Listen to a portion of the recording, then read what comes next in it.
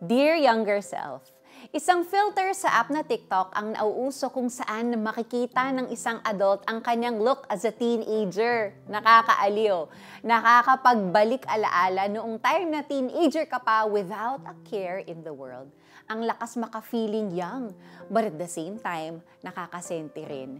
Because while it allows you to take a brief walk down memory lane, it also makes one, especially an adult past her teenage years, to think about the what could have beens and what should have beens. It makes one realize na ang dami mo na palang pinagdaanan, both the winning moments and the not so happy ones. At the same time, somehow, nakakapanik din, lalo na kung middle age ka na, mapapatanong ka na lang kung saan napunta ang lahat ng panahong nagdaan. Ginamit mo ba ang buhay mo sa tamang paraan? O nasayang lang ba sa walang kakwenta-kwentang bagay? However, the fact that you can enjoy this devotional is already a blessing. Kasi buhay ka at may pagkakataon pa to make up for lost time. May pagkakataon pang ibahagi sa iba. Lalo na sa mga teenager sa buhay mo ang mga life lesson that you learned all these years. We all know that the younger generation needs proper guidance. Unfortunately, not every child or teenager has access to supervision that is appropriate and based on the Word of God.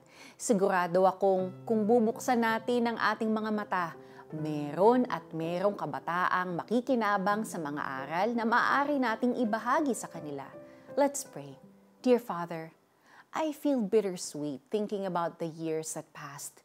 Hindi ko maiwasan ang makaramdam ng kurot sa puso kapag naiisip kong hindi ako naging consistent sa matalinong paggamit ng oras ng buhay ko. Tulungan po ninyo akong maging mas responsable sa kung paano ko gagamitin ang bawat araw na pinagkaloob ninyo sa akin.